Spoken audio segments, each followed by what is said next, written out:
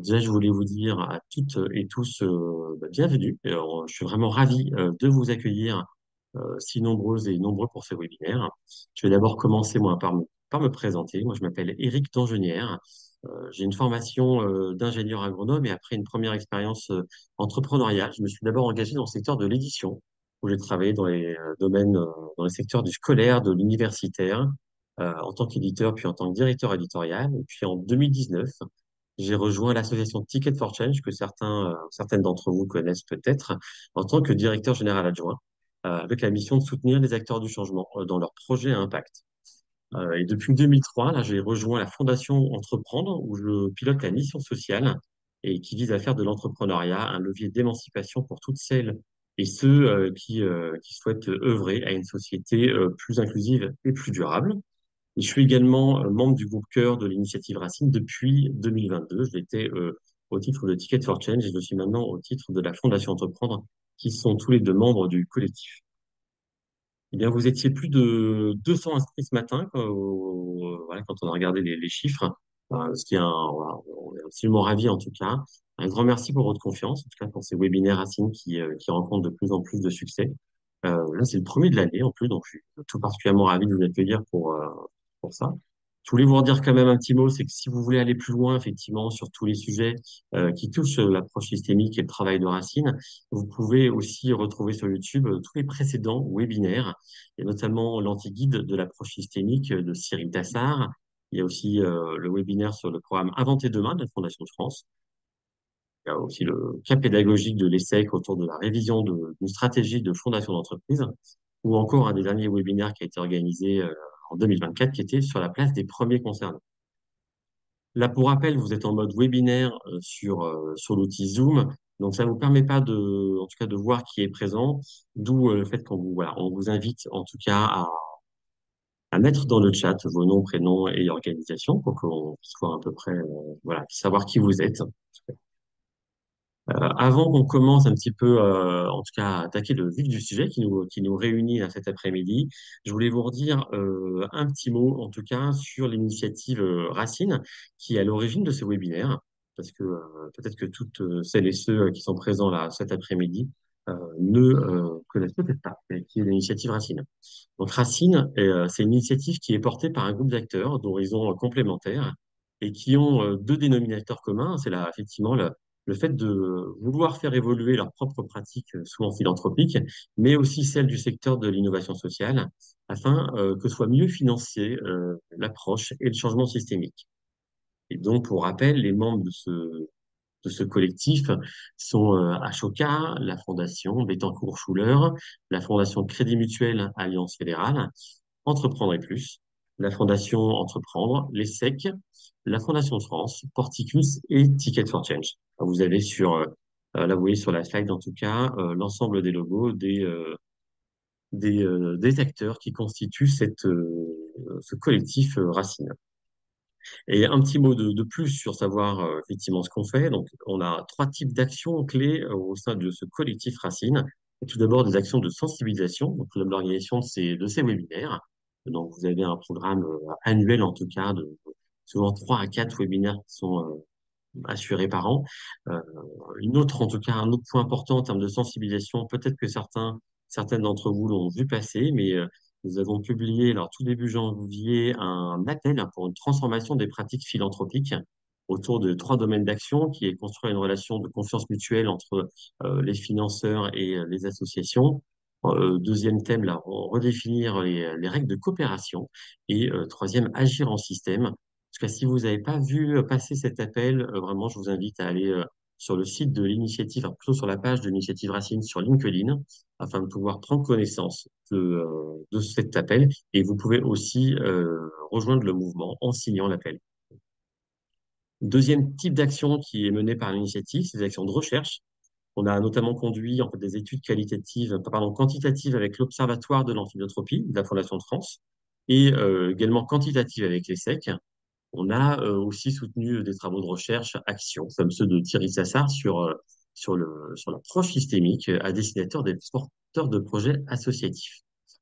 Et enfin, ça c'est la dernière action en date qui a été lancée en 2024, ce sont des actions de formation En fait, on s'est rendu compte que pour faciliter la transformation des pratiques et être au plus près des besoins des acteurs de la philanthropie, on avait besoin de proposer un format long, un vrai parcours de transformation des pratiques qui s'appelle un parcours philanthropie systémique. On a pu lancer l'année dernière donc une première promotion de 19 participants issus de 13 organisations différentes qui ont suivi ce parcours qui a duré un peu plus de 6 mois. Et là, on vient de lancer la deuxième promotion de 13 participants cette année. Et vous pourrez retrouver en tout cas sur le site internet Agir à la Racine ou sur la page LinkedIn d'Initiative Racine, en tout cas toutes les actualités et les informations. Et merci Amélia, je vois que tu as mis en tout cas les liens dans le chat pour pouvoir vous connecter rapidement au site ainsi qu'à la page LinkedIn. Est-ce qu'on peut peut-être afficher, du coup, avant qu'on commence le déroulé, voilà, on regarde un petit peu le sondage, hein. Qu'est-ce qu'il nous dit? Du coup, en termes de type d'organisation, on a 43% d'acteurs de la philanthropie qui participent à ce webinaire, 23% d'assauts de porteurs de projets. On a également des acteurs qui sont des acteurs de conseil auprès d'associations ou d'acteurs de l'ESS, une petite part d'institutions publiques, d'entreprises, hein, et une petite part d'autres. En tout cas, on a un public assez varié. Euh, Ce qui est intéressant, c'est de voir que sur la familiarité, en tout cas avec la notion de changement systémique, quand même, il y a voilà, là, on est un public ouais, qui est familiarisé quand même avec cette notion parce qu'on a 60% de plutôt familiers, 26% de très familiers. Donc, c'est quand même une bonne nouvelle parce que finalement, ça participe nous aussi à notre mission c'est-à-dire de faciliter en tout cas connaissance de ces sujets. Donc, on voit que ça se développe quand même de webinaire en webinaire. Et enfin, vous êtes en tout cas plus de la moitié à avoir déjà participé à un webinaire Racine. Donc, on vous remercie en tout cas pour votre fidélité. Et on est content du coup d'accueillir plus de 44% de personnes pour qui ce sera le premier webinaire. Et on espère que ça va vous plaire et que vous reviendrez nombreux. On va pouvoir rentrer dès maintenant dans le vif du sujet. Du coup, je vais faire après cette petite introduction que je vais terminer, on aura à peu près 1 heure, du coup, 1 heure de discussion avec les 3 personnes qui vont témoigner du collectif, là, du collectif Spot. Un petit temps de questions-réponses là, de 15 minutes, et puis après un petit temps de conclusion. Concernant le sujet qui nous regroupe, en tout cas aujourd'hui, c'est vraiment cette question des collectifs et aussi des coopérations. Euh, c'est un sujet qui nous anime beaucoup, beaucoup, beaucoup d'échanges et de réflexions au sein de Racine, parce que cette façon d'agir en coopération, en coalition, c'est vraiment au cœur de l'approche systémique du changement. On sait que le collectif, c'est un vrai défi. Il faut interagir avec des gens qui sont très différents, trouver un langage commun, arriver à se comprendre, à agir ensemble. Voilà, c'est difficile, mais on sait que quand ça fonctionne, c'est absolument extrêmement puissant et que pour de très nombreux enjeux, et notamment dès qu'on touche à l'approche systémique du changement, il n'est pas possible, en tout cas, de le faire autrement qu'en coopération. Euh, et du coup, aujourd'hui, c'est très intéressant parce qu'on vous propose du coup de partager le chemin parcouru par le collectif Spot, qui est un groupe de fondation qui a mené pendant 18 mois une recherche-action pour mieux comprendre collectivement comment se jouait leur contribution aux changements sociétaux. Ces fondations qui sont très différentes les unes des autres. Donc, on a vraiment là un exemple de collectif disparate, et c'est ça qui est intéressant, avait deux dénominateurs communs. Le premier, c'est d'être engagé quand même pour une transition juste, ce qui les a regroupés en termes d'intention. Et leur second point commun, ça a été d'avoir quand même cette conviction dès le départ que le chemin ne pouvait être que collectif, d'où le fait qu'ils ont créé ce collectif. Et pour parler de ce parcours, on a le plaisir d'accueillir 3 personnes, donc 3 membres du collectif Spot. Tout d'abord, Philippe Mailleul, qui est directeur général de la Fondation Terre Solidaire. Il est agronome de formation, spécialisé en innovation socio-économique.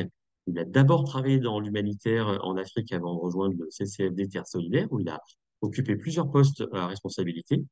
Il impulse là les stratégies et le positionnement de la fondation qui est engagée en faveur d'une transition écologique et solidaire à travers une philanthropie basée sur la confiance et le changement systémique. Donc, on est vraiment en plein cœur de notre sujet, de l'initiative Racine. Il a été également membre du comité de pilotage d'Edge Funders Alliance Europe. Il est aussi siège depuis 2021 au conseil d'administration du Centre français des fonds et fondations, ainsi qu'au comité de pilotage de la coalition française des fondations pour le climat. On accueille également Inga Washman, qui évolue dans le secteur de la philanthropie depuis de nombreuses années, avec une expertise en soutien structurel et en partenariat stratégique avec les bénéficiaires et les réseaux philanthropiques. Et depuis 2019, elle pilote chez Porticus les stratégies de financement dédiées à la transition juste et à la démocratie. Elle est passionnée par le travail en réseau et la création de passerelles. Elle maîtrise les méthodes ouvertes de participation et s'engage bénévolement au sein d'organisations de la société civile. Et enfin, notre troisième invité et témoin pour cet après-midi, c'est Nathalie Ramos, qui est titulaire d'un master en philosophie, d'un master en projet de solidarité internationale. Elle a travaillé pendant 15 ans en tant que chargée de mission associative dans les domaines de l'agriculture et de l'alimentation. Elle est engagée sur les questions d'écologie et de féminisme et depuis 5 ans, elle est co-responsable de la fondation Un Monde Tous. Du coup, je vous accueille tous les trois et je vous invite, du coup, Philippe, Inga et Nathalie à allumer vos caméras. Voilà, merci. Bienvenue à vous trois. Merci d'être avec nous cet après-midi pour partager ce retour d'expérience sur cette initiative que vous avez menée en commun. Euh, ma première question là, que je vous pose, c'est effectivement pour l'audience qui nous écoute, si commencer par expliquer quel était le point de départ, en tout cas, de cette initiative Spot. Et est-ce qu'il y a d'ailleurs qu'est-ce que ça veut dire spot? On peut se poser la question. Et également, vous précisez un peu comment c'est structuré votre démarche. On sait que c'est souvent un des sujets un peu complexes sur les collectifs, c'est de réussir à définir ensemble on va dire, une feuille de route, en tout cas, et trouver effectivement comment articuler tout ça, en mettant aussi en articulation les besoins, les envies de chacun et de chacune. Donc, un peu expliquer quelles ont été les grandes étapes de votre cheminement. C'est à vous qui veut prendre la parole en premier. Je vais commencer. Merci Eric. Là. Bonjour à toutes et à tous et merci de nous rejoindre. Donc, pour répondre à cette première question, c'est important peut-être effectivement de voir d'où vient cette dynamique qu'on a appelée spot entre plusieurs fondations, là, dont on va vous parler plus en détail après. C'est né d'une coalition, d'une participation de plusieurs fondations françaises et francophones à une coalition. Enfin, Eric, tu l'as cité en me présentant, qui s'appelle EDGE, Founder Alliance, qui est un consortium de fondations à l'échelle européenne et pour lequel il y a une dynamique européenne, internationale et pour lequel il y a une dynamique européenne, parce qu'il doit y avoir à peu près une centaine ou 120 fondations dans une quinzaine de pays européens dans la France et qui avaient souhaité de se retrouver entre elles parce qu'elles avaient comme point commun d'agir en faveur d'une transition écologique juste dans une démarche de changement systémique pour transformer profondément la société et via une philanthropie basée sur la confiance. C'est ce qui nous rassemblait. Et puis il y avait une volonté des membres francophones, parce qu'à l'époque, il y avait des fondations belges qui étaient dans notre dynamique au tout départ, une volonté de se retrouver entre francophones pour approfondir les sujets entre nous. Et donc, les fondations françaises qui étaient au démarrage, on retrouvait, outre la Fondation Terre Solidaire, il y avait Porticus et Un Monde Partout, hein, qui sont représentés ici aussi, mais vous aviez la Fondation de France aussi, vous avez la Fondation Daniel Mitterrand, qui était membre aussi du groupe, vous avez Camargo aussi, qui était membre du groupe. Et petit à petit, ce groupe s'est élargi parce que maintenant on a une quinzaine de fondations dans lesquelles vous avez retrouvé la Fondation Massif, vous avez retrouvé La Nature par exemple, vous avez Nilo, Yes Futur, le fonds de dotation Yes Futur, vous avez la Fondation Crédit Coopératif, hein, et j'en oublie et je m'excuse auprès de ceux que j'oublie. Et au début, il y avait donc on avait des rencontres annuelles ou 2 fois par an et il y avait une volonté d'approfondir des sujets entre nous. Il y a trois sujets là, qui ont donné lieu à 3 groupes de travail. Et là, on est en 2022. Et il y avait un premier sujet qui était de comment mieux travailler la question de l'approche territoriale et le partenariat entre la fondation et l'association pour une transition écologique via une approche territoriale. Donc, il y a eu un premier groupe de travail qui s'est constitué, qui a été organisé avec des échanges entre des associations, des fondations, des voyages d'études pour aller à la rencontre aussi, de voir comment ça se passe. On a été sur le plateau de Millevaches, on a été dans le Pays Basque, par exemple, pour approfondir aussi une approche territoriale. Il y avait un groupe de travail plus d'outils qui étaient l'idée de se construire une base de données commune pour mieux savoir qui finance quoi, pourquoi il le finance, pour au moins avoir aussi une vision de quantitative et qualitative collectivement, qu'est-ce qu'on représente et où sont aussi les signaux faibles, où sont les trous dans la raquette pour lesquels une coordination entre fondations mériterait d'être mise pour éviter que tout le monde soutienne les mêmes causes ou tout le monde soutienne les mêmes territoires. Et enfin, il y avait un troisième groupe de travail qui est parti sur la notion sur la notion d'impact. L'évaluation d'impact, c'est un sujet qui monte depuis une dizaine d'années, et on s'est rendu compte qu'on se posait tous les mêmes questions au niveau des fondations, mais on est des fondations engagées sur le long terme. Comment on apprécie l'impact sur le long terme de la transformation sociale à partir de nos actions. Donc c'est parti de cette idée initiale, et là il y a 8 fondations qui ont décidé de se retrouver et de commencer un processus qui nous a amené au final sur 18 mois pour travailler ce sujet. Alors, lors d'une séance de brainstorming, on se dit, bah, tiens, comment ça s'appelle? Il y a une séance de brainstorming, on est venu Spot, et en toute honnêteté, je ne sais plus ce que ça veut dire Spot, et je crois que plus personne ne sait ce que ça veut dire Spot, mais au moins on se reconnaît derrière ce terme. Je sais que le terme T, c'est transition, le P, c'est le philanthropie, alors le S, le O, je ne sais plus, On ne ça sait reviendra plus. peut-être, on ne sait Ça plus. reviendra. Enfin, mais bon, on se reconnaît au niveau du sport. Enfin, c'est pour la petite, pour le clin d'œil. Et donc, très vite, on a quand même passé 1 ou 2 séances à essayer de comprendre qu'est-ce qu'on cherche à faire ensemble, à mieux se connaître, et on s'est rendu compte que toutes les rencontres qu'on faisait entre nous, parce on se connaissait bien en tant qu'individu, mais on n'avait jamais pris le temps de vraiment bien se connaître d'un point de vue institutionnel et de comprendre les théories du changement, si on prend un terme un peu barbare, mais histoire de rassembler un peu l'idée, les théories du changement de chacun et de comprendre nos méthodes. Pourquoi certaines fondations font appel à des appels à projets, pourquoi d'autres ne font pas appel à des projets, pourquoi il y en a qui vont financer principalement du fonctionnement, hein, qui vont avoir des fléchages de financement institutionnel, pourquoi d'autres apportent peu. Donc, quelles sont les stratégies derrière et en quoi ces stratégies ont été imaginées par chacune de nos fondations pour concrétiser leur théorie du changement dans cette dynamique d'une approche changement systémique afin de rendre le monde plus juste et plus écologiquement responsable. Et de cette discussion, je dirais que la notion d'impact au sens strict a vite disparu parce que déjà à contour flou, hein, je pense qu'on a tous vécu l'expérience. Quand vous demandez à quelqu'un pour lui c'est quoi l'impact, on n'a pas forcément la même définition que si on demande à une autre personne. Donc on est quand même sur un concept qui est à la fois important mais qui a du mal à se définir. Et on a préféré approfondir la manière dont nos fondations ont contribué sur le long terme aux transformations sociales d'une société en faveur d'une société plus juste et plus plus solidaire, plus écologiquement responsable. Donc voilà, donc ça a été avec une volonté de renforcer nos connaissances réciproques, hein, sur qu'est-ce qu'on entend par changement, qu'est-ce qu'on entend par apprécier, qu'est-ce qu'on entend par impact, et donc un peu c'est ce parcours collectif d'apprentissage. Et là, je vais Si je passer. comprends bien, Philippe, attends, en fait, vous étiez parti au départ sur vraiment du partage sur l'évaluation d'impact, mais en travaillant finalement sur la théorie du changement et sur les changements que vous voulez stratégiques sur lesquels vous vous positionnez et votre intention d'apporter du changement à la société, finalement, vous êtes arrivé à un niveau un peu de partage, peut-être Bah, très vite, enfin, je dirais que profond que celui qui était prévu initialement, en fait. très vite, que même dès la constitution du groupe, Mhm. c'est pour ça qu'on a vu très vite chercher un nom. On n'a pas voulu s'appeler le groupe sur l'impact parce que très Oui, c'est vite, ça. ce mot d'impact, on était intéressé, on disait que c'est important, mais il ne nous satisfaisait pas. Et c'est là où on a préféré parler de quelle est notre contribution aux changements sociétaux, comment on apprécie notre Mhm. contribution.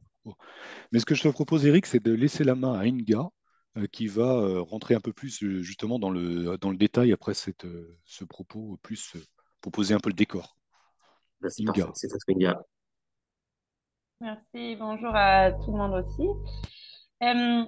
J'ai juste envie de reprendre une fois une chose sur ce que tu as dit, parce que tu dis on a voulu nous connaître ou on a vite compris qu'il fallait d'abord qu'on se connaisse mieux.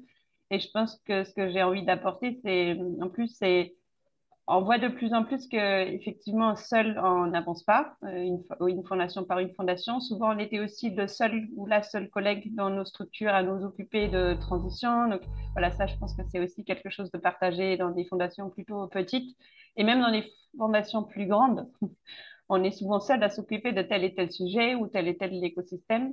Et puis une autre chose, c'est on demande quand même aussi à nos partenaires de bien connaître de bien se connaître entre eux et à mieux faire ensemble. Et je pense que nous aussi, on avait vraiment besoin de mieux faire ensemble et entre nous pour mieux faire notre travail, mais aussi pour mieux servir ou mieux être là ensemble avec les partenaires qu'on partageait.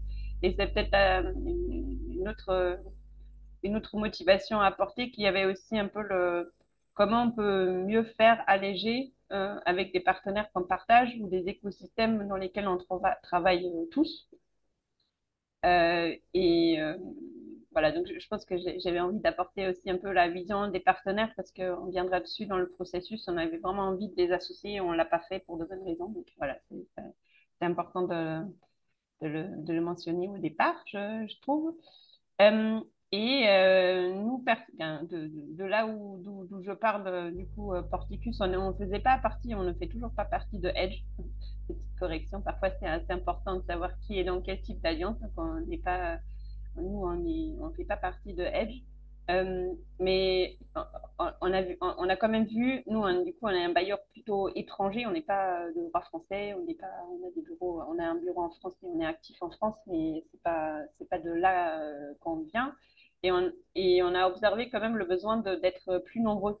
Donc, comment mieux parler de ce qu'on fait, de ce que c'est que la transition, ce que c'est notre apport à ce changement ou au travail aussi systémique, et comment on peut mieux en parler pour être plus nombreux. Donc, il n'y avait pas encore vaccine à l'époque, je crois, où vous étiez en train de... En fait, c'est aussi des choses qui se font en parallèle. Hein. Donc, je pense que les évolutions dans la philanthropie, notre petit groupe Spot en fait partie, Racine en fait partie, il y a d'autres initiatives, la chaire l'ESSEC. Donc, il y a quand même plusieurs choses qui en parallèle se développent et en lieu qui font bouger la philanthropie.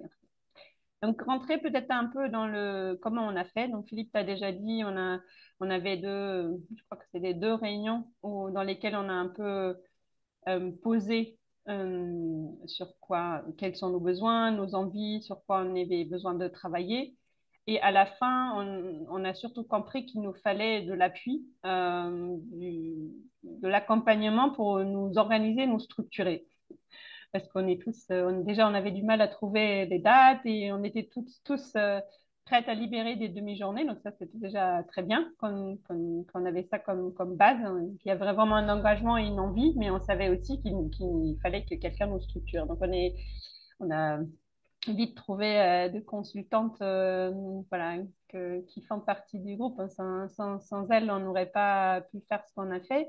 Donc, il s'agit d'Amandine Bartholomé et Marianne Dourou du collectif Odyssem. Donc, on a eu ces premières réunions qui avaient posé un peu les besoins. Et Philippe, tu les as déjà mentionnés. Hein. À l'époque, on parlait toujours d'impact d'évaluation quand même. On savait que ce n'était pas les bons termes, mais on n'avait pas trouvé le terme du coup contribution au changement social sociétal à l'époque. C'est quand même venu dans le parcours. Et du coup, il y avait dans l'ensemble, je ne sais plus combien de séances, on a dû faire une bonne dizaine de séances sur 18 mois. Euh, tous les 2, 3 mois, on s'est vu du coup pour une demi-journée à d'abord une première séquence où on a fait connaissance, donc une par une. On a regardé les fondations de plus près, nos pratiques, nos manières de faire, nos interprétations du changement systémique, nos théories de changement. Et tout ça pour regarder un peu la chaîne de valeur ou de travail de la philanthropie du moment où voilà, on se dit on veut agir sur quoi, du coup, quels sont nos objectifs jusqu'à l'évaluation ou le renouvellement, donc tout le cycle de partenariat. On viendra tout à l'heure sur ce qu'on a pu trouver, mais on a tout de suite quand même trouvé beaucoup de choses en commun. Hein. à regarder ça, sachant qu'on est vraiment quand même chacune de ces fondations très, très différentes. Donc, on a trouvé beaucoup de choses en commun, sachant qu'il y a beaucoup de différences de comment ça s'organise après dans la vie au quotidien et comment c'est structuré au départ, d'où viennent des fonds, qui décident, voilà, comment sont gérés les partenariats. Donc, il y a quand même beaucoup de différences. Euh, et voilà, on savait qu'on partageait beaucoup de choses, mais là, c'était important en fait de les voir plus concrètement. On a regardé toute cette chaîne de valeur et après, on est allé sur ce qu'on voulait regarder au départ, de nous rendre compte du coup de la contribution au changement systémique et on a regardé aussi quel est ce changement en fait qu'on voulait réussir ou on n'a pas parlé de définition, mais on a décrit comment se compose ce changement. Et pareil, on peut rentrer dans les détails tout à l'heure si voilà, si ça vous intéresse. Et puis, on avait aussi, donc ça, c'était la deuxième séquence. Et la troisième, c'était de synthétiser et de nous dire, voilà, qu'est-ce qu'on en fait, de tout ça. Une partie de ce qu'est-ce qu'on en fait, c'était aussi de partager avec l'écosystème de fondation.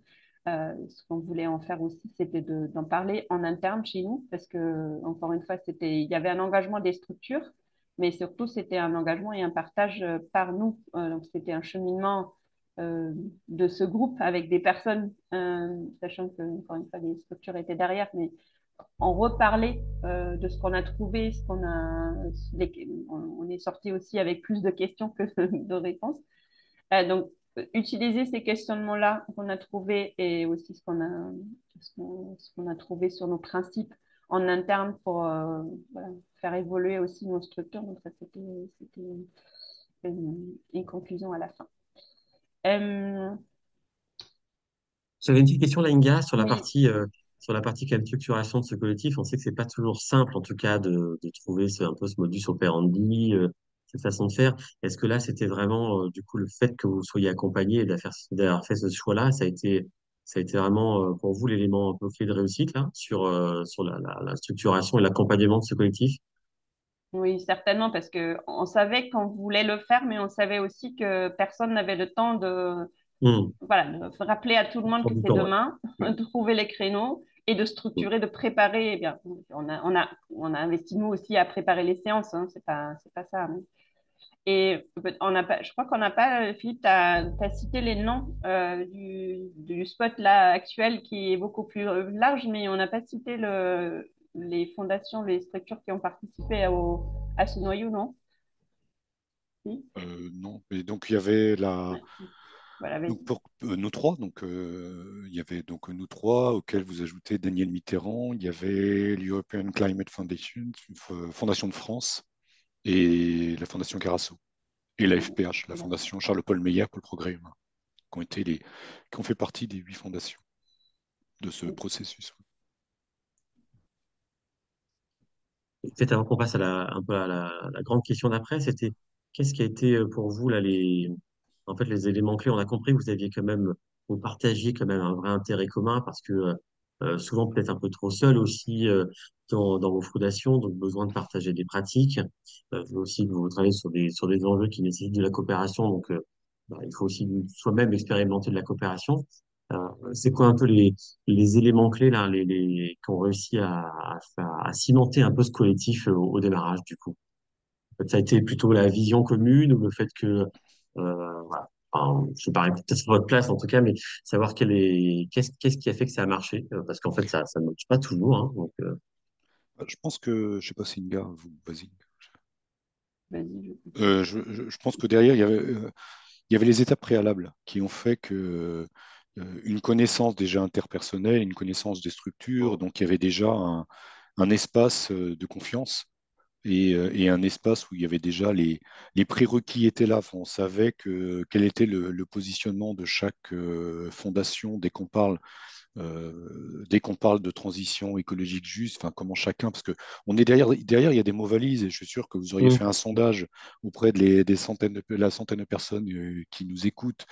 Qu'est-ce que vous entendez par transition écologique juste? Je suis sûr que vous auriez au moins 15 ou 20 approches différentes qui vont dans le même sens, mais qui sont quand même qui peut idem pour l'approche par le changement systémique. Donc, on avait aussi une pratique qui faisait qu'il y avait ce lien de confiance. Et et, et c'est aussi pour ça, pour continuer un peu dans la question la dernière question que tu as posée Inga, puis la réponse d'Inga, c'est les deux personnes qu'on a pris comme consultantes, c'était ce qui était important, c'est que c'est des personnes qui apportaient pas un contenu méthodologique, un contenu pédagogique sur c'est quoi l'impact. C'était des personnes qui avaient une culture générale de ce sujet, qui avaient une connaissance de notre écosystème, des fondations déjà de nos petits groupes, hein, qui voient aussi où on se situe et quelle est notre histoire et qui avaient aussi des personnes qui ont une capacité en termes d'animer une dynamique collective en faveur d'une intelligence collective. Parce que c'est ça, je dirais, le plus dur là-dedans, c'est bah, de comment pas se perdre, parce que je vois dans le chat, là, quelqu'un dit plus de questions que de réponses, c'est à la fois une bonne chose, mais à un moment, on s'y perd. Donc, c'est toujours intéressant d'avoir quelqu'un qui nous resitue. Et ce qui a permis de cristalliser les grandes idées sur lesquelles on a pu s'appuyer d'une séance à l'autre pour avancer dans notre cheminement et surtout pour approfondir les sujets et aussi pour amener aussi une plus grande stabilité dans ce qu'on cherchait à faire. Mais c'est la Merci. partie suivante, je crois. Merci pour cette réponse. Oui, je pense Du qu'on coup, on a va. aussi chacun ou chacune, bien, on a trouvé du commun, mais on a aussi chacun trouvé individuellement de quoi on avait besoin et c'était pas forcément exactement la même chose non plus. Donc, Hmm. et ça, du coup, ça a de nouveau enrichi les autres parce qu'on a, voilà. Merci. Donc, c'est une forte complémentarité dans ce que vous pouvez Oui. apporter et dans vos besoins. Oui, et on reviendra sur les partenaires, mais au départ, on voulait vraiment les associer. Je l'ai dit un peu tout à l'heure et sans Hmm. revenir dessus. Donc, on a voulu faire un peu avec les partenaires pour justement les décharger, être mieux, voilà, être de meilleurs, avoir de meilleures pratiques, être plus efficaces et avancer plus loin ensemble. Et très vite, on s'est rendu compte qu'on ne se connaissait pas assez et qu'il fallait aussi l'espace vraiment de confiance entre nous pour creuser. Donc, Hmm. avoir maintenant toutes ces questions supplémentaires là. Et ça ne veut pas dire qu'on ne les a pas du tout associées, hein. Il y avait des moments où, du coup, les consultantes les ont interviewés et ça nous a permis d'avoir du contenu pour revenir dessus. Et voilà. Donc, c'est. Voilà. Peut-être dans la discussion, ça serait intéressant de. Bien, si c'était intéressant pour vous, Hmm. n'hésitez pas à revenir dessus. Mais pour le moment. Je sais pas si je pense à Merci, Nga. Du coup, je vous propose qu'on passe au temps 2, là, avant enfin, après avoir compris comment était née cette initiative et un peu comment vous êtes structuré et quelle était votre démarche, on va savoir justement quels ont été, du coup, bah, vos principaux apprentissages, découvertes. Est-ce qu'il y a des choses aussi qui vous ont surpris, qui étaient un peu inattendues dans cette démarche collective? Et aussi, est-ce que vous avez rencontré, du coup, des limites dans le processus? Euh, Nathalie? oui, Ouais. bonjour à toutes et tous. Donc, je suis Nathalie Ramos. Donc, j'ai laissé introduire Inga et Philippe parce que c'est quand même eux qui nous ont vraiment embarqués dans cette histoire et qui avaient vraiment l'origine du projet un peu dans les mains et qui ont lancé cette belle aventure. Donc, alors, moi, je voulais compléter un petit peu sur effectivement, quels étaient un peu les résultats? N'hésitez pas à nous demander si vous voulez des exemples plus concrets dans le chat, etc. On pourra répondre. Je pense que la démarche dans laquelle on s'est engagé, c'était aussi tout d'abord une démarche parce que bah, les fondations sont aussi elles-mêmes engagées sur le changement et la transformation sociale. Et du coup, il y avait une idée on sentait bien qu'on était à un peu un tournant peut-être sur le changement de posture dans la philanthropie. Et on avait aussi envie de questionner un peu nos positions, notre pouvoir de décision. Et du coup, bah, on est rentré par cette méthode, comme l'ont très bien expliqué Philippe et Inga, sur l'évaluation et l'impact. Mais l'idée, c'était aussi de nous questionner vraiment sur pourquoi on se considérait, qu'est-ce qui était affinitaire, pourquoi on se considérait un peu comme des fondations alternatives.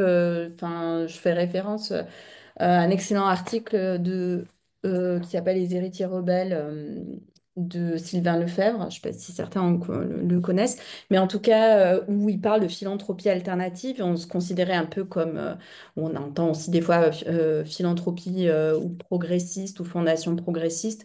Donc, du coup, l'idée, c'était vraiment de voir qu'est-ce qui était notre socle commun et pourquoi on était tellement un peu gêné à cet endroit des évaluations de l'impact.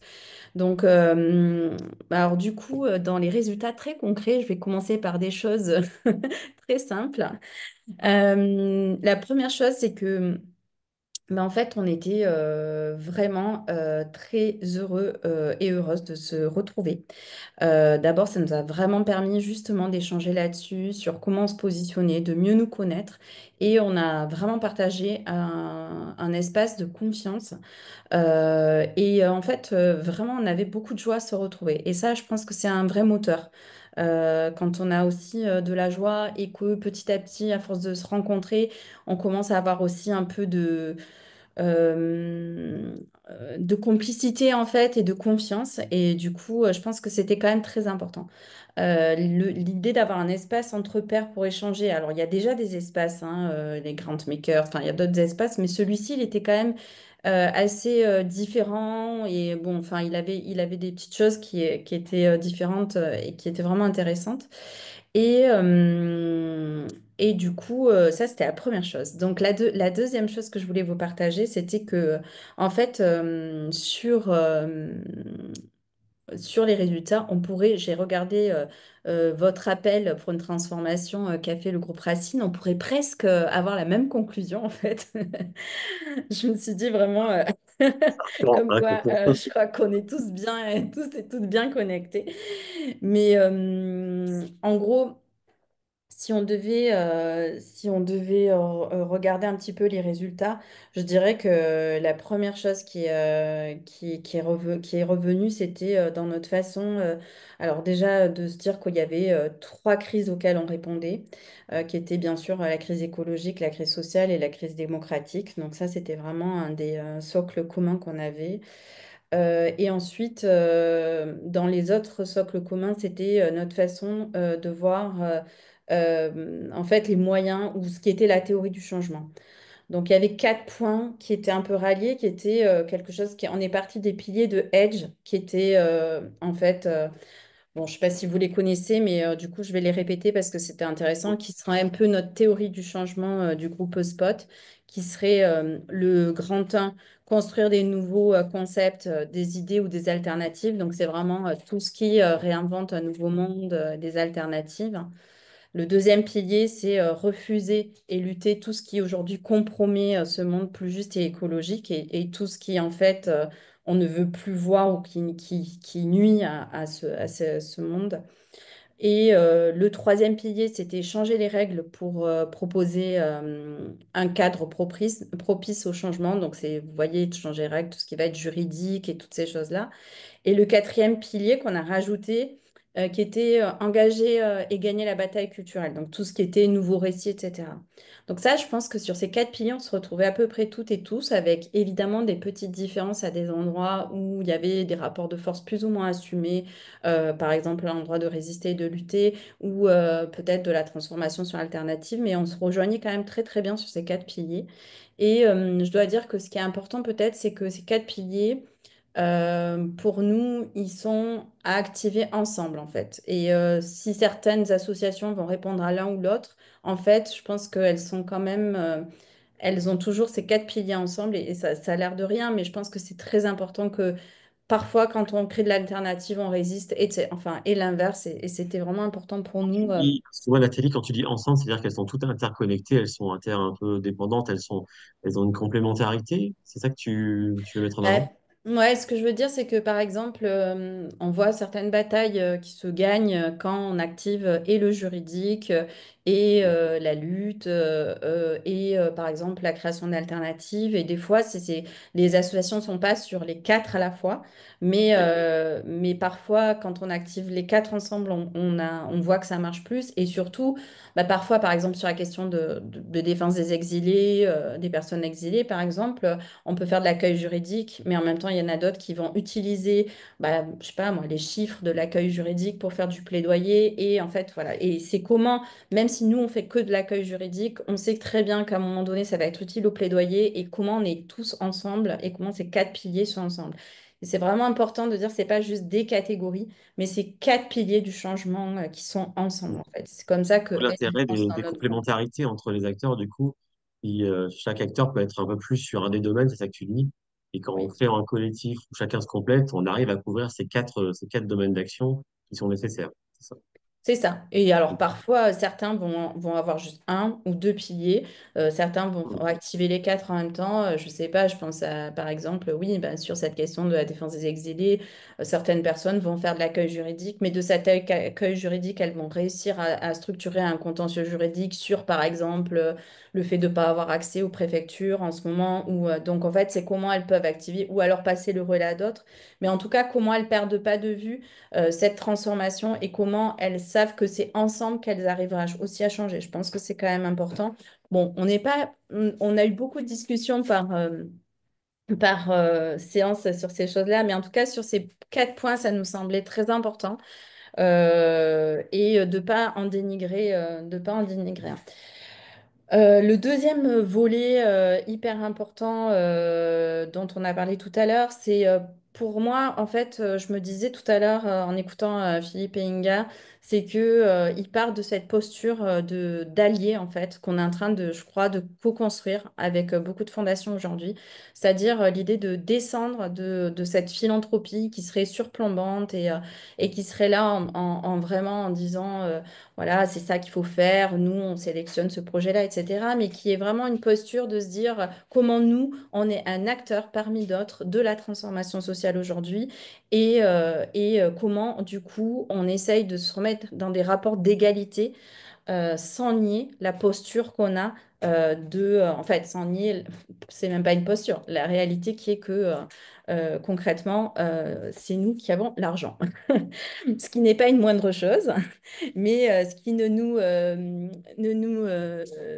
enfin, ce qui nous oblige aussi, quelque part, à regarder ça. Et donc, du coup, je crois que c'est ce deuxième pilier qu'on a beaucoup travaillé aussi, c'était ce qu'on a appelé, donc, et ce qu'aujourd'hui on entend de plus en plus dans les milieux de la philanthropie de confiance. Et donc, cette philanthropie de confiance, pour nous, c'était ce qu'on voyait qui était c'était en fait c'était sans jamais en avoir parlé, on avait beaucoup de points communs, c'est-à-dire dans la façon dont on demandait le reporting. On utilisait très peu ces mots-là, on utilisait très très peu les mots de reporting, on utilisait très peu les mots de impact, indicateur de performance, etc. Et on voyait bien que même intuitivement on les rejetait un peu et que du coup on essayait vraiment d'être plutôt dans une logique de partenariat et de confiance, de réciprocité, tout en ne niant pas, effectivement, encore une fois, qu'on est du côté du bailleur et que ça a plus d'avantages à cet endroit-là. Mais en tout cas, en essayant de vraiment avoir une posture de confiance et dans la façon dont on demandait les reports, enfin, le reporting, etc. Aussi, une idée que en fait, on faisait confiance aux associations, que elles-mêmes, c'est elles qui ont l'expertise en fait.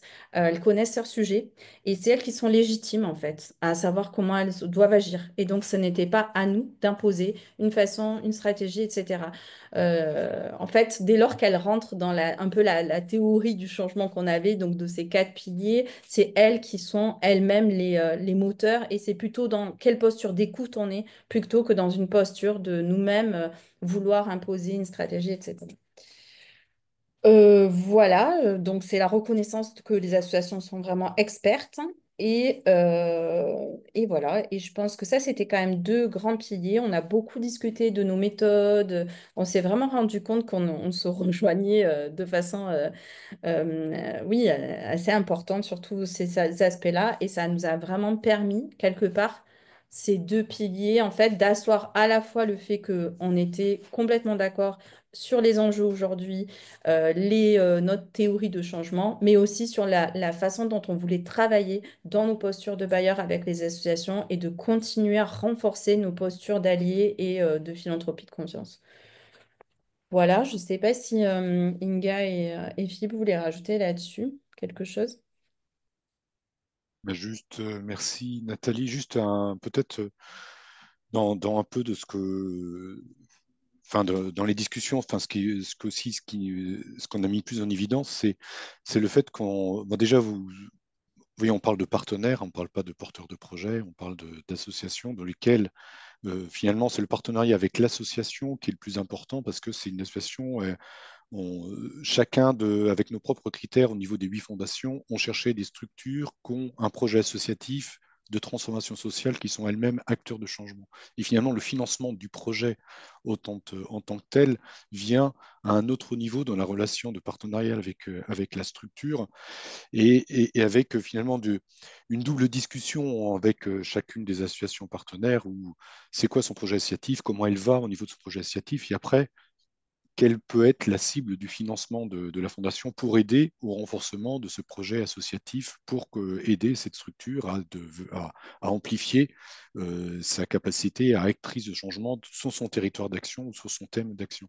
Donc ça a été aussi cette importance de se dire, et c'est un peu ce que disait Nathalie, c'est que on avait ce sentiment qu'on était tous, on est un maillon d'une chaîne, les associations qu'on partenaires sont un autre maillon de la chaîne, et tout ça, c'est pour une même destinée commune, une même vision commune. Et c'est pour ça qu'on a, comme le disait Nga, on a pris plus de temps pour vraiment approfondir ce sujet, parce que c'est assez fondamental, finalement, cette façon de faire, cette vision, cette manière de faire, parce que le fait de se connaître comme ça et de se connaître dans l'intimité, on le voit, ça facilite après des coopérations plus concrètes où là, où on va se retrouver en termes de valeurs. C'est pourquoi certaines coopérations marchent mal des fois ou fonctionnent parce qu'on raisonne le projet, on va raisonner quelque chose, mais on ne s'appuie pas sur quels sont les projets plus politiques, entre guillemets, des différentes fondations qui animent les fondations et où on se retrouve. Et c'est cette base qui est essentielle pour pouvoir arriver sur des coopérations qui vont être là en fonction des envies, etc. Donc d'où la place de l'association qui est très importante, ce qui peut expliquer aussi pourquoi certaines fondations vont soutenir que des frais de fonctionnement, des frais institutionnels, parce que c'est d'abord renforçons l'acteur pour qu'après il puisse mener des projets qui auront toute leur pertinence. Merci pour cette précision, Philippe. Du coup, il y a un petit point qu'on a peut-être pas abordé sur la démarche. Parce que là, dès qu'on pourrait l'entendre, on pourrait croire que ça a été facile, voilà, que ça s'est fait vraiment très naturellement. Mais je pense que forcément, vous avez rencontré aussi certaines difficultés ou certains défis, on va dire, collectifs pour mener à eh bien, cette démarche de recherche d'action. Est-ce que vous pouvez effectivement nous parler un petit peu des difficultés que vous avez rencontrées sur le chemin?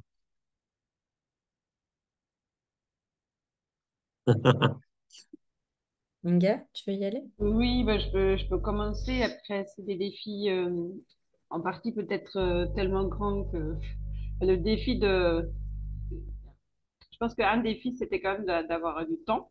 Et puis, la motivation de nous tous et qu'on a vraiment trouvé la plus-value a fait qu'on prenait le temps, au moins pour les demi-journées, et, et on le prenait. Donc, je pense que là, donc oui, mais c'était un défi quand même de se libérer. Il y avait une ou deux personnes voilà, qui avaient vraiment du mal à un moment donné, mais qui sont venues plus tard, une fois qu'un processus interne s'était terminé. Donc, on a pu aussi, parce qu'on se connaît, à un moment donné, on s'est posé la question, est-ce qu'il ne faut pas tout de suite élargir le groupe et on a décidé de ne pas le faire parce qu'on avait vraiment besoin de garder ces relations tissées et voilà, ces relations de confiance et cet espace de confiance qui faisait qu'on venait, mais qu'on avait quand même tous du mal à vraiment. Défi aussi, on est vraiment allé très très loin. On a beaucoup posé de questions, on a questionné, on a croisé, on a essayé de comprendre ce que ça veut dire le changement systémique, qu'est-ce qui est systémique et pourquoi, et qu'est-ce qui va faire les bascules, comment on peut arriver aux bascules.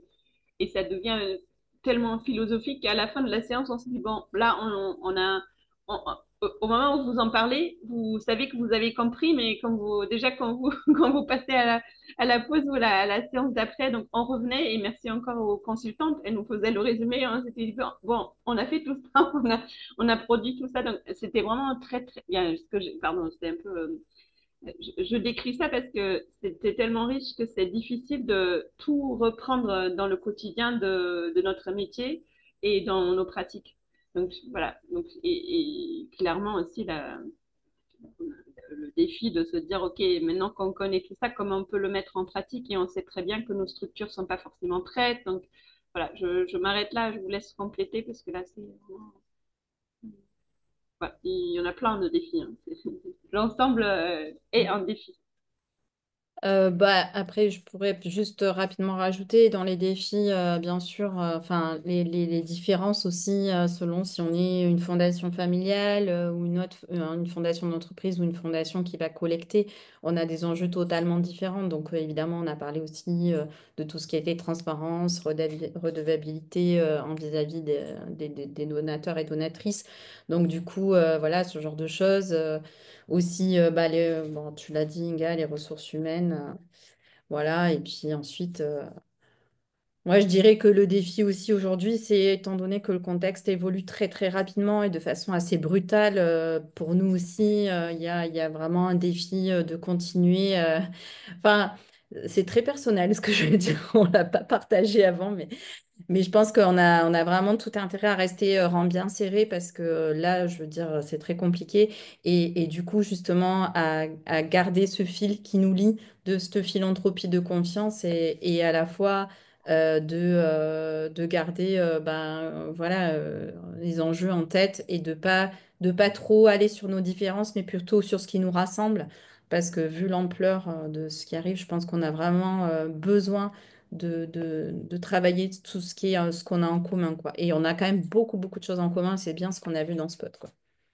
Merci pour ce Pour témoignage, poursuivre, Nathalie. pour poursuivre, je pense, moi, j'ai pas vu vraiment de problème et d'écueil à part ce que Inga et Nathalie ont dit. Je pense que il y a eu dès le départ le fait d'être accompagné et le choix des consultantes qu'on a fait.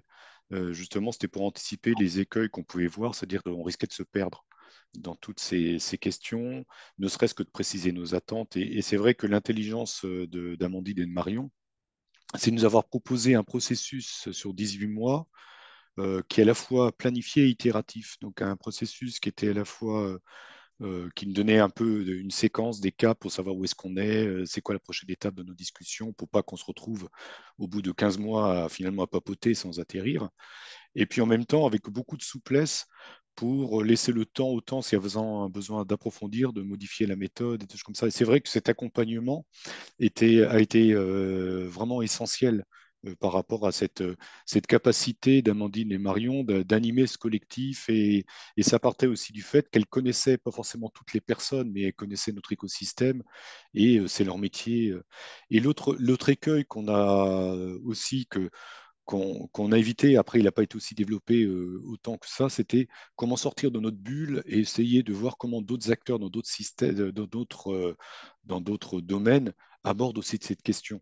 Et, et c'est vrai qu'il y a eu plusieurs séances où ils nous ont partagé, ils ont fait intervenir des personnes extérieures qui nous expliquaient comment ils fonctionnaient, on a pas mal passé du temps à comprendre la méthode d'ATD Carmonde aussi, comment ATD Carmonde aborde la question de l'appréciation de l'impact par rapport à toutes ces méthodes et tout ça. Ça a été aussi des écueils pour éviter aussi d'être dans un cercle fermé de réflexion. On ne fait référence qu'à notre propre pratique, mais se nourrir aussi pour enrichir les pratiques collectives et les pratiques individuelles de chaque fondation.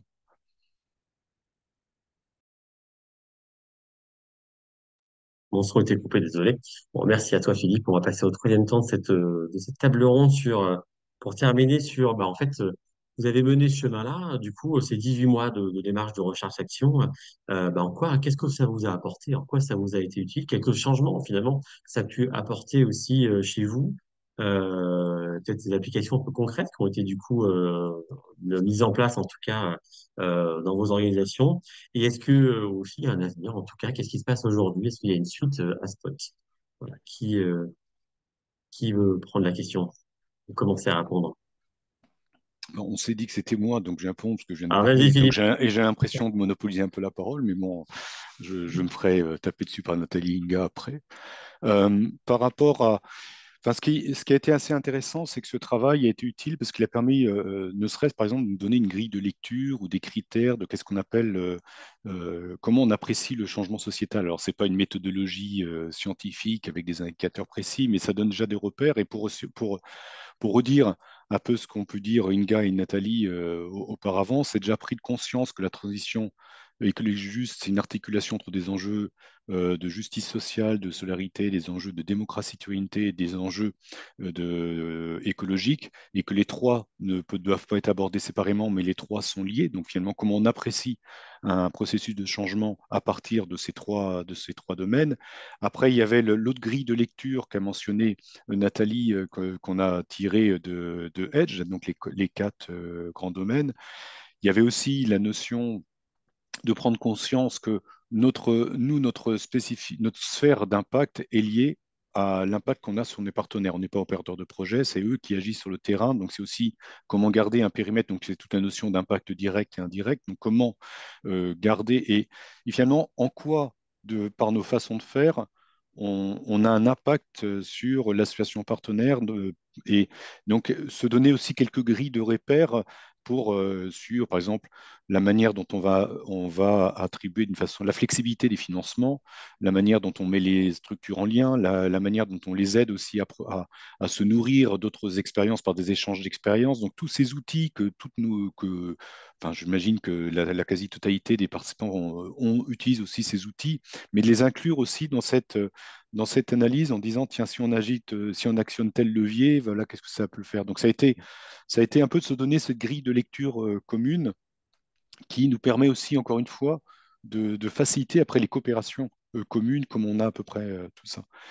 Ce qui est aussi, ce qui a été aussi important, ça a été de réaffirmer, alors maintenant le terme actuellement c'est la philanthropie de confiance, mais c'est plus des relations de confiance qui sont à la fois basées sur le long terme, basées sur la confiance, basées sur le dialogue avec les structures. Donc ça a été de les réaffirmer entre nous comme un principe important, alors que c'était quelque chose qui était inné, qui était sous-jacent, mais c'était aussi important de le réaffirmer parce que c'est ça qui crée aussi la singularité et la cohésion du groupe. Vous avez Et défini d'ailleurs, Philippe, là, de ces principes, en tout cas, ils ont été ben, posés sur le papier. on les a définis dans le sens où, quand on a rendu compte de nos travaux au reste du groupe, hein, de toutes les autres fondations de cette dynamique collective en dehors de ce groupe de travail, et ça nous a permis d'abord de travailler collectivement, donc là on parle de 20 fondations, à un référentiel commun, à ce on a appelé la charte du collectif, d'un référentiel commun qui a pour but qui a pour objectif de dire mais qu'est-ce qui nous rassemble? Parce que on s'est rendu compte que les gens changent au niveau des fondations et donc c'est aussi important qu'une nouvelle personne qui va représenter une fondation se dise mais tiens, à quoi sert ce groupe? C'est un groupe Mm. informel, hein, il n'y a pas une volonté de structurer ce groupe, de donner une visibilité, c'est plus un lieu, je dirais, d'apprentissage collectif, hein, c'est plus une communauté apprenante entre nous et qui permet de dire quelle est notre ambition commune. Donc, on agit pour une transition écologique solidaire, sur quelles sont nos stratégies d'action, c'est les quatre domaines que Nathalie a mentionnés, quels sont nos principes d'action. Et enfin, donc, tout ce travail a permis aussi, par cet éclairage, à aider à élargir et puis nous donner un socle, parce que, comme le disait Nathalie, on rentre quand même dans des périodes compliquées actuellement, puis on le voit tous en suivant l'actualité.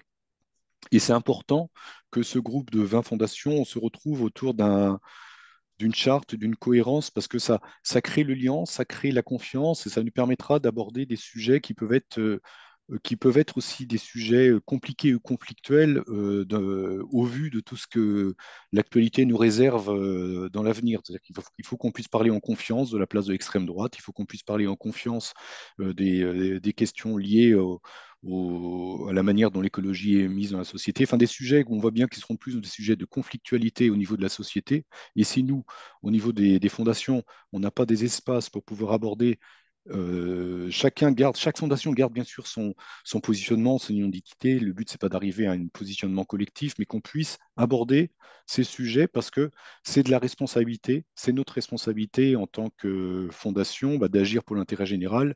Et quand on arrive dans une société perturbée où les sujets sont clivants, il faut aussi qu'on se crée des espaces de confiance pour pouvoir aborder ça de manière sereine.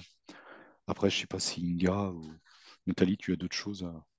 Ah ouais, du coup, il y a eu quelques questions là, qui résonnent un peu Ah, sur le pardon. chat, qui résonnent avec ce qui est dit. Donc, du coup, je vais les prendre tout de suite parce que, du coup, ça questionne sur les applications, du coup, qu'ont entraîné cette démarche de recherche-action, effectivement, dans vos structures. Et notamment, si vous pouviez illustrer de façon un peu concrète, est-ce que ça a changé des choses dans la façon dont vous travaillez avec les assos, dont vous les financez, sélectionnez les porteurs de projets, notamment une question là qui est posée sur, effectivement, les contraintes, on va dire, que posent les associations, effectivement, des appels à projets qui les obligent effectivement à rentrer dans des cases parfois trop étroites ou à faire des numéros de contentionnistes un petit peu difficiles pour répondre aux attentes des financeurs. Est-ce que, par exemple, là-dessus, ça a pu changer des choses, en tout cas, dans votre façon de pratiquer? Mes collègues. Peut-être, mais il y a aussi d'autres personnes dans l'appel que j'ai vu Marion et des collègues de la Fondation de France peut-être mieux placés pour répondre parce que nous, ni Philippe, ni la Fondation Terre le Solidaire, ni la Fondation Un Monde Partout, et ni Porticus, on fonctionne par appel.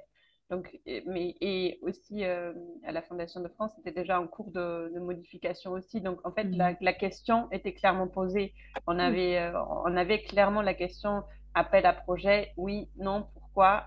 Et surtout, on a creusé du coup les limites qui sont mentionnées aussi dans la question, qui obligent les partenaires à rentrer dans des cases, etc. Et même de notre côté aussi à comment gérer. Est-ce que... Donc oui, effectivement, on en a beaucoup parlé, mais peut-être moins pour changer nos pratiques, parce que c'était moins dans nos pratiques dans la plupart des fondations qui faisaient partie du groupe Spot. Et, euh, et plus pour aller plus loin, à nous conforter pourquoi notre manière de faire est juste pour ce qu'on a envie de faire. Donc c'était plus pour voilà, nous rassurer aussi, nous assurer qu'on a les bons outils pour faire ce qu'on a envie de faire. Je m'arrête là après si quelqu'un qui pratique les appels de compléter. Ouais. Peut-être pour compléter, c'est parce que il y a beaucoup de questions de qu'est-ce que des choses, des actions en commun. Je pense que pour l'instant, ça ne s'est pas exprimé comme ça, mais ça s'est plus exprimé comme une chaîne de possibilités. C'est-à-dire qu'il y a des structures qui vont plus à une étape de développement, donc des fondations qui vont plus spécialiser dans le soutien aux initiatives naissantes, d'autres qui vont plus travailler à la consolidation et l'essaimage, enfin, dans nos pratiques. Et l'intérêt, finalement, quand on partage une même façon de fonctionner, une valeur, c'est que aussi comment on communique plus entre nous en disant, tiens, j'ai aidé cette association à démarrer, est-ce que tu peux prendre le relais? Ta fondation pourrait prendre le relais, ou il y a telle action il y a telle association qui a tel besoin, moi, dans mes contraintes de fondation, je ne peux pas. Est-ce que toi, tu pourrais apporter ce financement en plus? Donc, c'est moins, on se dit, ah, tiens, on met notre argent pour un financement en commun. Hein, c'est pas comme ça qu'on aborde la notion de coopération. Ça se fait, mais je dirais que ça se fait plus de façon bilatérale, c'est plus des conséquences indirectes de cette dynamique, mais c'était plus de se dire, bah, tiens, je sais que pour un monde par tous, va plus se positionner comme ça auprès de fondations. Nous, on s'y implique plus, mais on peut prendre le relais, par exemple, de certains financements ou inversement, et pour que justement, on puisse aussi aborder la mise en lien aussi des structures partenaires, ou des associations, la, c'est un peu quand je disais qu'on a été dans des groupes, on a participé à deux déplacements pour visiter les tissus associatifs sur le plateau de Mille Vaches ou dans le Pays Basque. Et un grand merci à Nathalie, qui était une des grandes organisatrices de ces déplacements. Mais cette grille de lecture en commune facilite aussi les échanges, pas pour simplement découvrir que tel asso, elle a fait un super boulot et tout ça, mais quel est le rhizome entre ces associations? Enfin, pourquoi sur ce même territoire? Quelle est la face cachée de leur coopération qu'on ne voit pas, et en quoi on peut être utile pour que ce rhizome associatif qui structure un territoire pourra aller encore plus loin? Et donc, c'est la manière aussi de raisonner, de comprendre le monde, aussi de savoir quelles sont les possibilités des uns et des autres, facilite aussi cette interconnexion et cette alliance avec ces réseaux associatifs d'un territoire et nous avancer de façon plus systémique, hein, c'est le cas de le dire, pour, Merci Philippe. Peut-être avant qu'on passe, une dernière question avant qu'on passe justement aux questions de l'audience. Peut-être pour toi, Nathalie, aujourd'hui, c'en est où en fait, Spot? Est-ce qu'il y a une suite? Il se passe quoi? En tout cas, voilà, quel horizon un peu vous envisagez? Alors oui, il y a une suite. On a du coup agrandi puisqu'on avait donc ce groupe Villarceau et puis enfin qu'on a appelé Villarceau parce on s'était réunis plusieurs fois à Villarceau, à la ferme de Villarceau qui appartient à la Fondation pour le progrès humain, Charles-Léopold Meyer. Et du coup maintenant bah, c'est ce groupe Spot, il s'est un peu fondu dans ce groupe-là, donc il est beaucoup plus élargi que le groupe du départ. Donc en fait dedans il y a aussi, on les a cités tout à l'heure, mais il y a aussi Fondation Crédit Coopératif, Yes Futur, Fondation Massif, hein, il y a Ficus, Nilo, Léa Nature, hein, il y a Lush et la Fondation pour le logement. Donc c'est beaucoup plus un groupe encore plus élargi et où on continue. Donc on en a parlé rapidement tout à l'heure, mais par exemple un des chantiers à l'œuvre, c'est on est en train de faire un mapping de tout ce que financent toutes ces fondations pour essayer de voir. L'idée c'est pas de se dire ah oui c'est magnifique ce qu'on finance, mais plutôt de se dire là il y a un sujet où il y a un trou dans la raquette et où il y a personne. Où est-ce qu'on pourrait les renforcer là? Là c'est très faible alors qu'aujourd'hui c'est un enjeu. Par exemple si on parle de la question des médias, etc. Donc l'idée, c'est de mutualiser, mais surtout de voir où sont les trous dans la raquette, à la fois sur les sujets, sur les enjeux et les associations, et de mieux toujours nous connaître et voir comment on peut appuyer ensemble et être complémentaires. On se voit une à deux fois par an non, une fois par an, pardon, à Villarceau, et on se voit tous les 3 mois chez une des fondations qui nous invite, où du coup on apprend à mieux la connaître et on a un ordre du jour avec, je sais pas, la dernière fois on était à la Fondation Critique Coopératif et on a eu une personne qui est intervenue sur la parité sociale dans l'espace public, voilà. On choisit des thématiques et on essaie de se renforcer. Donc ça, c'est des choses concrètes et ça continue. Et on va aussi continuer sur les visites apprenantes. Donc comme me disait Philippe, l'idée, c'est pas d'arriver sur un territoire et de faire du tourisme philanthropique, mais c'est vraiment d'arriver sur un territoire avec des associations qu'on connaît bien, avec qui on a des échanges sur les stratégies, sur comment elles voient le changement, quels sont leurs rapports avec les institutions, comment elles agissent, en quoi elles sont complémentaires, Et en fait, c'est vraiment d'être ensemble et de discuter stratégie et transformation avec elles et eux, quoi. Donc c'est vraiment ça. Et on l'a fait 2 fois, c'était vraiment super. Là, on est en train d'imaginer, mais ce sera plutôt pour 2026. Et voilà, si vous voyez d'autres choses, vous pourrez dire, mais en gros, c'est ça. On a un groupe assez affinitaire et assez chouette. Et juste, mais peut-être ça sera posé dans les questions, mais enfin, voilà, ce que je voudrais répéter quand même, c'est que l'enjeu, comme disait Philippe, c'est pas d'aller tous ensemble sur un même financement, mais d'être complémentaires, mais aussi quand même d'avoir une vision, ce que je disais tout à l'heure, un peu commune des enjeux. Là, on est vraiment clairement dans une situation où on va avoir besoin d'être ensemble et du coup d'avoir un minimum de compréhension commune des enjeux pour aussi aller compléter, se passer des dossiers. Moi, typiquement, depuis qu'on a ce groupe, bah là, par exemple, je vais donner un exemple très concret. Street Press, j'en profite, a un très très bon projet pour anticiper sur les municipales contre ben, les dangers sur la démocratie qui pèsent, hein. Du coup, ben, on est capable de se coordonner, s'envoyer le projet. Nous, à la Fondation, en ce moment, on ne peut pas recevoir de nouveaux projets pendant quelques mois. Du coup, ben, voilà, on est un peu ensemble et on voit très bien à qui on peut passer le projet, comment est-ce qu'on peut réagir ensemble aussi. Donc voilà, on a vraiment ouvert un dialogue entre nous qui nous permet de peser sur ces enjeux qui sont aujourd'hui, enfin, on voit bien, très importants. Merci Voilà. Nathalie. Inga, je vois que tu as levé la main un petit bout avant qu'on passe aux questions. Oui, pardon, non, je voulais donner un exemple qui parle peut-être à plusieurs des questions d'ailleurs aussi, mais qui est aussi, je trouve, très, très intéressant sur ce que ça peut donner. Donc, vous savez tous qu'on a eu des élections anticipées et que le monde de la philanthropie était très concerné et choqué, comme il y avait le Covid, il y a confinement, voilà, on avait tous besoin de se parler, mais on n'était pas équipés. Je pense que là, il y a d'autres crises, hein, je veux dire. Et là, il y avait une crise et on savait qu'on avait au moins pas seulement le rôle des citoyens et citoyennes que nous sommes aussi à jouer et que c'était difficile, que c'était compliqué, que c'est des élections et qu'on n'est pas ni équipé en urgence, ni équipé sur des sujets un peu sensibles, potentiellement partisans, etc. Donc, c'est quand même complexe, mais on savait que en toute confiance, on pouvait tout de suite voilà, poser les questions, qu'est-ce qu'on fait, on pouvait s'organiser.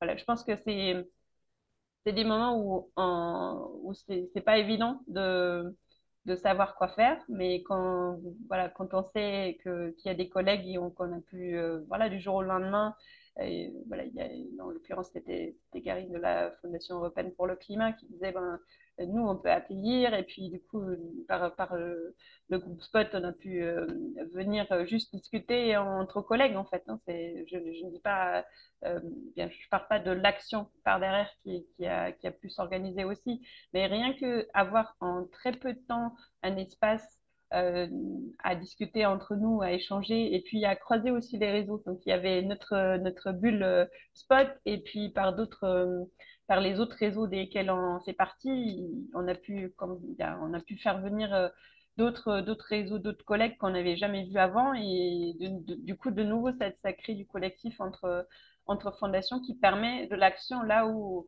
euh, une par une, on ne savait pas faire quoi faire et on n'était pas équipé. On n'avait pas le droit de faire quoi que ce soit. On n'avait pas de l'argent pour faire quoi que ce soit. Donc, c'est quand même bien, voilà, un exemple un peu en situation de crise. Après, j'espère qu'on n'aura pas tout de suite de crise, mais on sait que les crises viendront. Donc, être équipé en moment de crise, et je pense que l'étape d'après, c'est d'être encore mieux équipé pour faire ça ensemble avec les partenaires. Donc, en partie, on a pu le faire. Mais ces relations de confiance, les créer aussi avec les partenaires, je pense que c'est clairement voilà. On les a en bilatéral, mais les creuser, les construire plus en mode collectif, ça, je pense que c'est l'étape. Merci, Mia. Du coup, je vais prendre quelques questions. Pour rappel, on vous invite à poser les questions non pas dans le chat, mais dans un autre outil là en bas dans Zoom qui s'appelle Q&A, en tout cas qui est plus adapté du coup aux questions.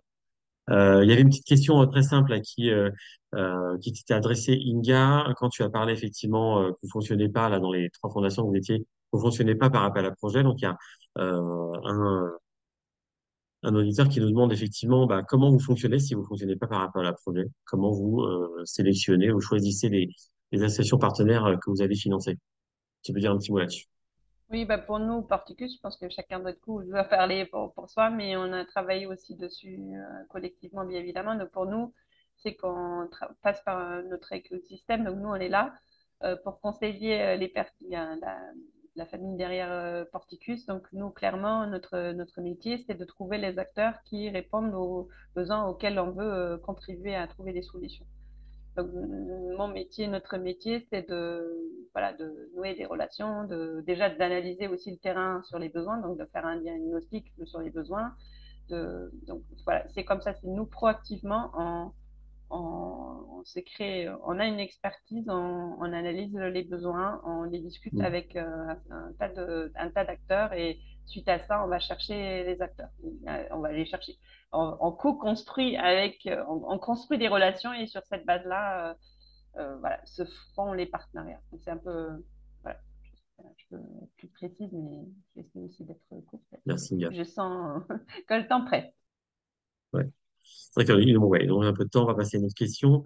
Là, c'est une question Nathalie, qui t'était posée parce que tu faisais référence quand on parlait de philanthropie basée sur la confiance et sur quoi vous aviez atterri, on va dire, sur les relations entre financeurs et associations.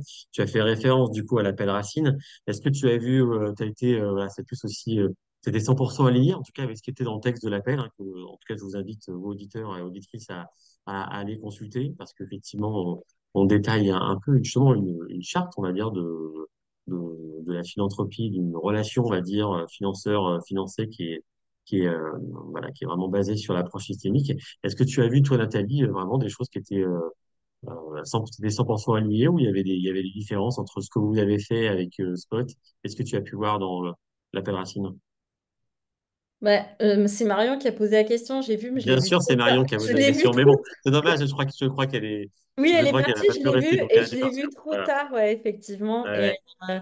Mais du coup, oui, bah non, mais c'est comme je l'ai dit en tout début de mon passage, de dire qu'en fait, bah, tout à fait, on se rejoint complètement. J'ai vu et je me suis dit, c'est ce que je disais, quoi, dans l'air du temps, de se re-questionner, de revoir nos postures. Et je pense que l'appel Racine rejoint totalement le travail qu'on a fait.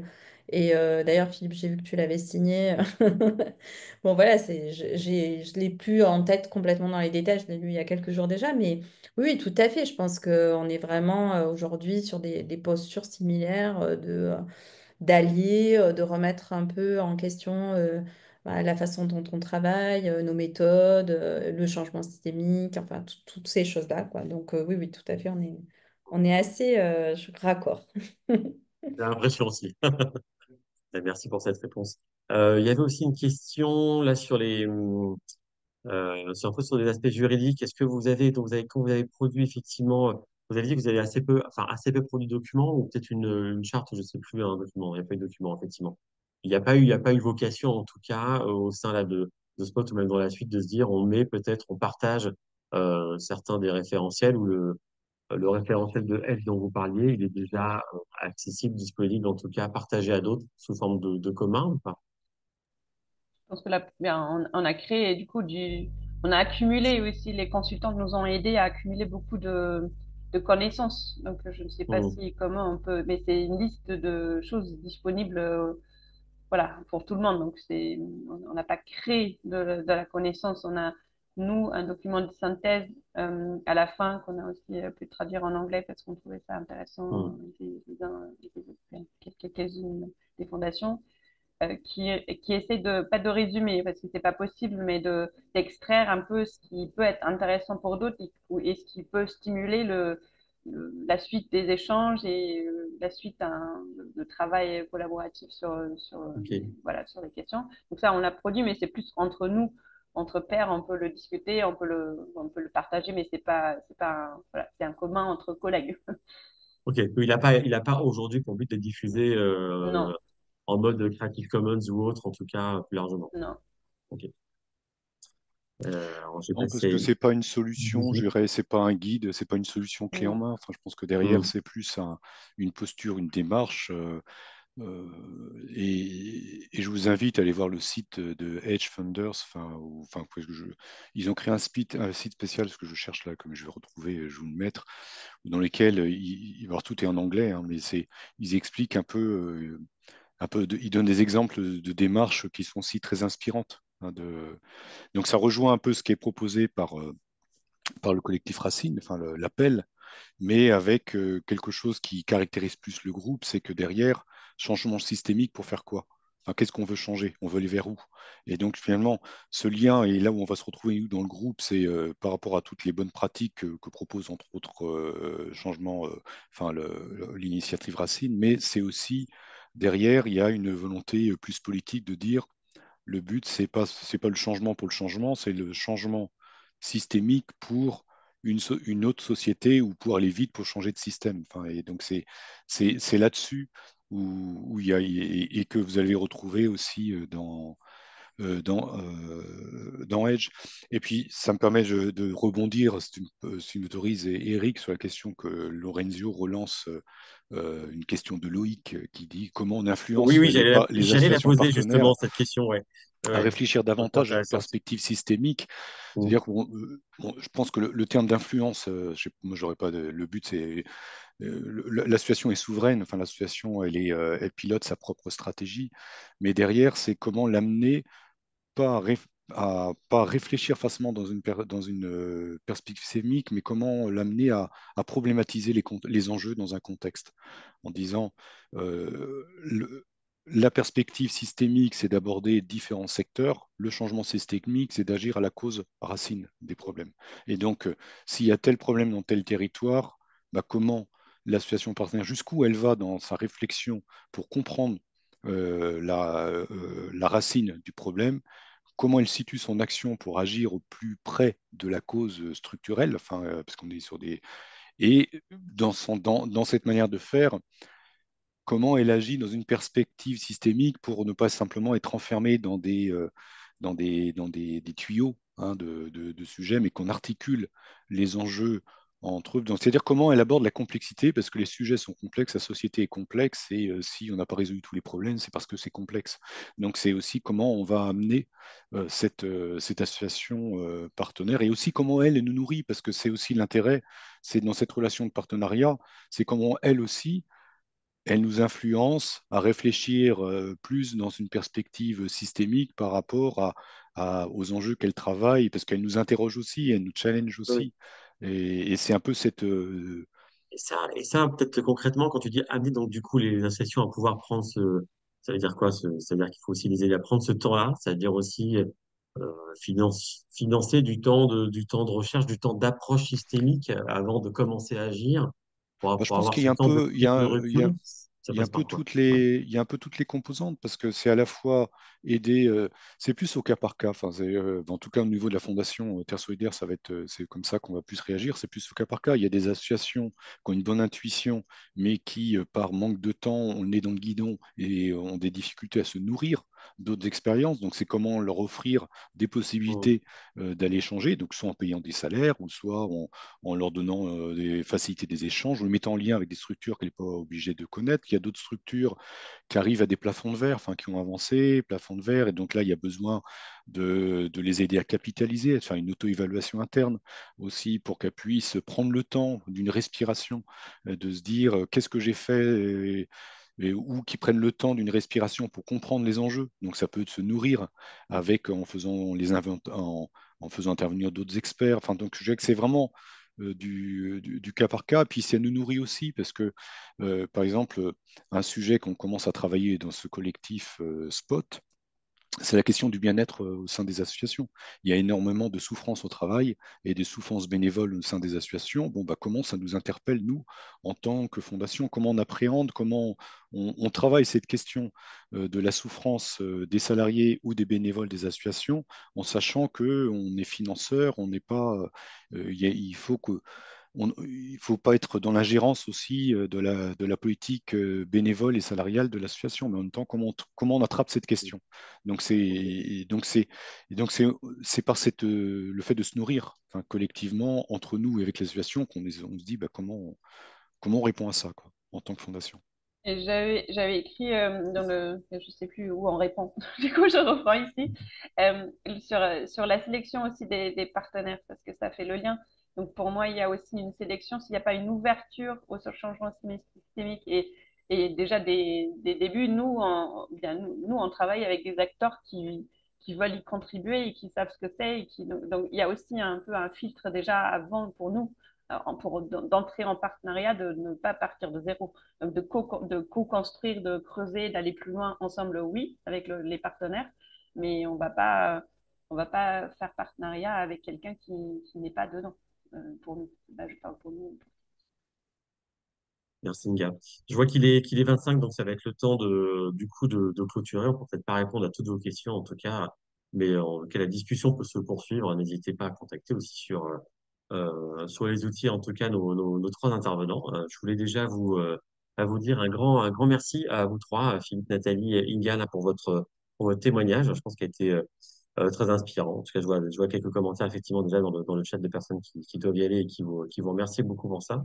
Je voulais remercier également l'équipe cœur de Racine, du coup, parce que qui travaille, hein, là, c'est aussi c'est que par une forme de commun, parce que l'initiative Racine, c'est pas une structure juridique, donc c'est du temps un peu bénévole aussi que prend l'équipe cœur pour organiser tout ça, faire cette programmation, on va dire, de webinaires, donc c'est 3-4 webinaires annuels, hein, donc merci à eux. Je voulais remercier aussi très spécifiquement Amélia Chahine et Claire Boulanger qui ont préparé et contribué à faire en sorte que ce webinaire puisse se faire dans d'excellentes conditions. Donc, merci à elles deux. Et pour rappel, donc, deux petits rappels pour continuer à suivre l'initiative Racine. Donc, je vous encourage à aller sur la page LinkedIn pour être vraiment au courant des actus.